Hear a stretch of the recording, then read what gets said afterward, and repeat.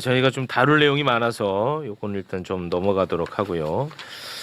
검사 그 박상용이 진짜 이 검사 한 명 징계하는 게 이렇게 어려워가지고 아주 정말 너무 고통스러운데 우리 국불소 의원님이 좀 이런 거는 좀 사이다 맡을 수 있게끔 홍군형을 좀 내줄 수 있는 방법은 없나 좀 강구해 주시면 좋겠다는 의미로 저희가 또 다시 준비를 해왔습니다. 네. 박상용이는 이재명 대통령을 제거하기 위해서 관계자들을 회유하고 압박을 가해 거짓 진술을 받아내려 했다라는 혐의를 받고 있는 자입니다. 네. 관련해서 대검이 정직 2개월 징계를 또 청구하지 않았습니까? 그렇죠. 물론 이거는 네. 너무 낮아. 네. 맞죠.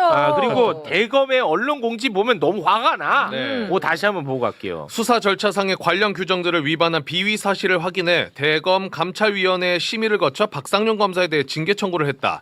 박상용 검사가 다른 사건의 수사를 언급하며 부당하게 변호인을 통해 자백을 요구한 사실, 수용자를 소환 조사했음에도 수사 과정 확인서를 작성하지 않은 사실, 음식물 또는 접견 편의를 정당한 사유 없이 제공한 사실이 인정된다. 다만 관리 소홀로 술 반입 제공된 것을 방지하지 못한 점, 불필요한 참고인을 반복 소환한 점에 대해서는 대검 감찰위 의결 결과를 존중해 징계 청구하지 않았다. 방금 최 차장님이 언급해 주신 회유, 압박, 거짓 진술은 들어가 있지 않고 자백을 요구한 사실이다. 그렇지. 이렇게 그리고 표현되어 있습니다. 술 관련해 가지고 이 관리를 잘못한 거다. 네. 이런 식으로 아주 가볍게 맞아요. 법 기술을 활용해서 약간의 좀 물타기가 들어간 거 아니냐. 우리가 이 얘기를 이제 했었는데. 맞습니다. 그러니까 이제 정지 2개월 너무 가볍잖아, 솔직히. 말도 안 되죠. 우리가 법도 모르고 아무것도 모르지만 너무 가볍잖아. 근데 이나마도 우리가 이제 매부쇼나 이런 데서 막 때리고 했으니까 그나마도 이게 나온 거죠. 그나마 이 정도 나온 거예요. 왜냐면 예. 감찰부장이 박아놓고 간 사람이잖아. 그러니까 예.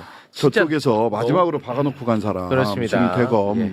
너무너무 화가 납니다. 그런데 이제 검사징계법 개정으로 법무부 장관도 검사에 대한 징계심의 청구 권한이 생겼어요. 네. 그래서 정성호 장관의 입장이 매우 중요한데 관련해서 정성호 법무부 장관이 입장을 냈습니다. 소개 좀 해주시죠. 대검찰청에서 정직 2개월을 권유했는데 다툼의 여지도 있다. 현재 법무부 감찰관실에서 징계 기록을 보고 있고 인천에서도 보고 있는 게 있다. 별개보다는 같이 진행하는 것을 검토 중이다. 적법한 국회 국정조사에 응하지 않고 야당의 유사청문회에 참석해 발언하고 언론에 출연해 정치적 견해를 밝힌 부분도 같이 보고 있다. 네, 이제 인천에서 보고 있는 게 이 청문회에 나오지 않은 거, 선서하지 않고 했던 거 있죠. 예. 그거를 이제 보고 있다는 건데, 요거 어떻게 보고 계십니까?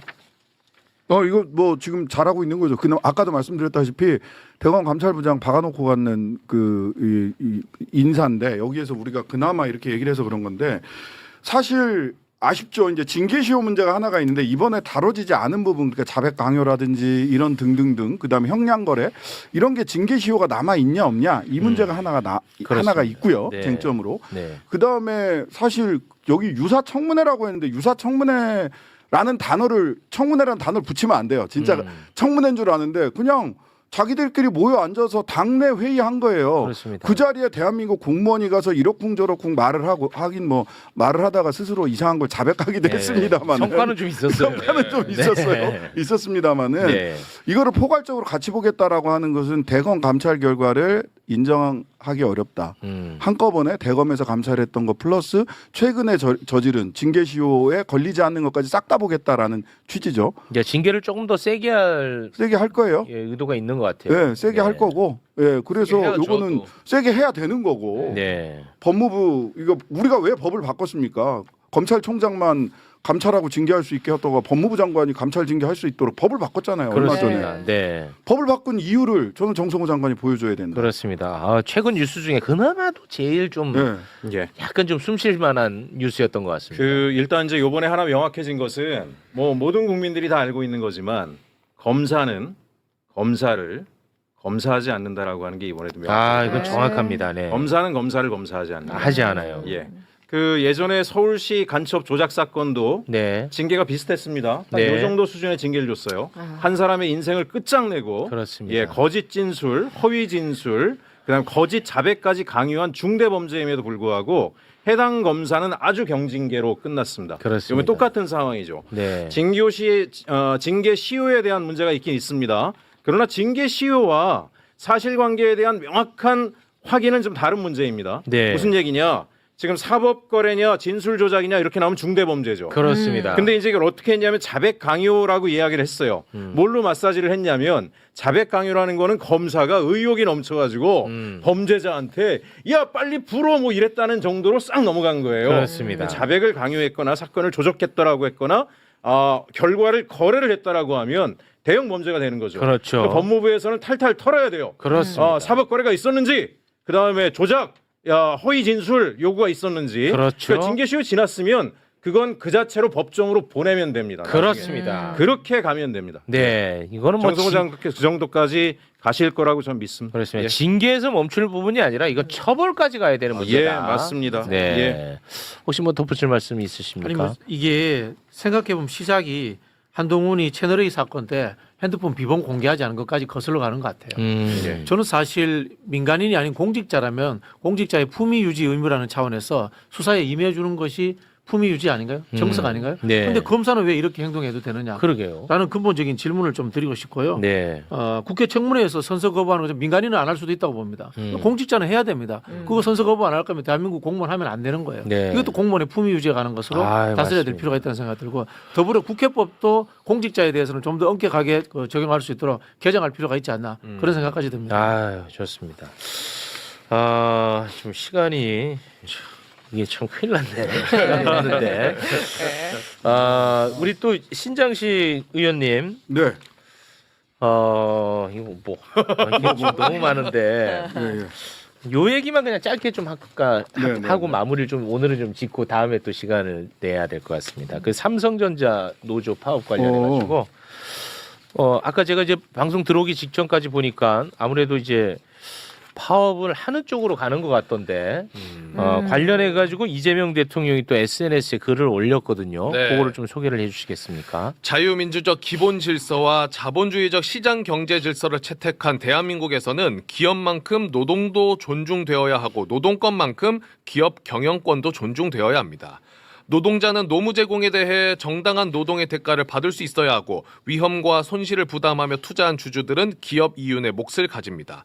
한때 재헌헌법에 노동자의 기업 이익 균점권이 규정된 적도 있었습니다. 현행 헌법상 모든 국민의 기본권은 보장되지만 본질적 내용을 침해하지 않는 범위 내에서 공공복리 등을 위해 제한될 수 있습니다.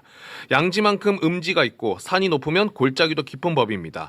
과유불급 물극필반입니다. 힘세다고 더 많이 가지고 더 행복한 것이 아니라 연대하고 책임지며 모두가 함께 잘 사는 세상이 새로운 대한민국의 미래입니다. 네. 우리 신장식 의원님 같은 경우에는 항상 노조의 권익을 위해서 일생을 또 싸워오신 분으로 알려져 있는데 아주 도로 살겠는데 뭘 벌써 일생이라고 이야기해요. 이거 그 관련해서 어떤 관점인지 궁금한 게 참고로 일생 파업 전문가로 살아왔던 누구야? 안진걸. 안진걸. 안진걸 소장님. 안진걸 소장님은 네. 이번 파업만큼은 안 된다. 좀 굉장히 과하다. 충격적이야. 좀 과하다라고 생각해요. 내가 파업 전문가로서 네. 파업 선배로서 대하- 이거는 안 된다. 왜냐? 예. 너무 이거는 오히려 잃는 게 더 많다. 파업 전문가도 이걸 말리고 있어요. 아니, 대한민국 파업 전문가인 김영훈 장관도 말리고 있잖아요. 노동부 장관. 파업 전문가, 대한민국 최고 파업 파업 전문가는 천재죠. 김영훈이 네. 민주노총 위원장, 그 다음에 그 코레일 노조위원장 하면서. 근데 그렇습니다. 저는 이 국면에서 우리가 한번 잘 고민해봐야 될 부분들이 있어요. 뭐냐면 자본주의가 그냥 하나의 자본주의가 아니거든요. 자본주의는 크게 보면 두 개로 나뉩니다. 하나는 주주자본주의라고 해서 주주이익 극대화 미국 자본주의죠. 그다음에 하나는 이해관계자 자본주의라고 해서 스테이크홀드 캐피탈리즘이라고 하는데 독일 같은 경우는 노동자, 주주, 지역 주민 이런 사람들을 전부 다 이 회사를 키운 사람들이고 이 회사의 이익을 나눠 가져야 될 사람이라고 규정을 하고 있어요. 네네네. 이 사회에도 지역 주민도 들어가고요. 소비자도 들어가고 노동자도 자동으로 들어가요. 그래서 한 회사의 이 성과, 이익이 누구의 것인가? 주주만의 것인가? 노동자들만의 것인가? 그다음에 뭐 재벌 총수 회장님만의 것인가? 그렇지 않다는 거예요. 그 사회에 그 물건을 사준 소비자, 그다음에 지역사회, 그 터를 내준 지역사회 주민들, 협력업체. 여기까지 이 이해관계자들 모두가 그 회사가 성취한 업적을 나눠 가질 이해관계자라고 보는 거거든요. 네. 저는 이 사건을 이 삼성전자 이 건도 저는 그 측면에서 이해관계자 스테이크홀더 캐피탈리즘이라는 측면에서 봐야 된다고 생각합니다. 대통령께서 강조하신 것도 연대 뭐 등등등 이야기를 한 거든 네. 다 그 얘기예요. 아니 나라에서 전기 공급 제대로 안 해줬으면 물류가 제대로 안 이루어져 있었다면 그쪽 평택이나 용인의 주민들이 여기에 들어오는 걸 허락하지 않았다면 삼성이 됐을까요? 그 정도 업적이 있었을까요? 노동자만의 것도 아니고 주주만의 것도 아니다. 그렇다면 그런 초과 이윤을 세수를 통해서 어떻게 나눌 건가? 그 초과 이윤을 어떻게 나눌 건가에 대해서 저는 사측도 노동자 측도 진지하게 고민해야 된다. 다 내가 잘해서 다 된 거다. 저는 그 접근법에는 동의하지 않습니다. 네. 알겠습니다. 우리 교수님. 저도 이야기해야 돼요? 이거는 아니 왜냐하면 이거는 어떻게 보면 큰 이슈잖아요. 이제 관심이 많습니다. 예. 신장식 의원이 은근슬쩍 제 전공에만 끼어 들어가지고 그래요? 이게 이제 이른바 이제 독일에서 이제 사회적 코퍼라티즘이다 이렇게 이야기합니다. 이 자본주의라는 것 자체가 하나의 유기적 생명체처럼 운영되는 거기 때문에 모두가 다 지분이 있다라는 뜻으로 이제 해석하는 부분인데, 근데 이제 신장식 의원의 이야기는 현재의 삼성 노조를 그래도 노동운동하는 좋은 이제 노조로 이제 보는 선의의 좀 시각이 깔려 있고요. 네. 제가 보기에는 좀 엘리트 이기주의적으로 보여요.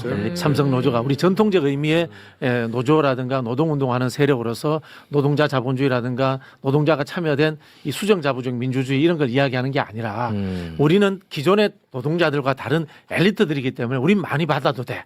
우리는 그 중간에 놀러 가도 돼.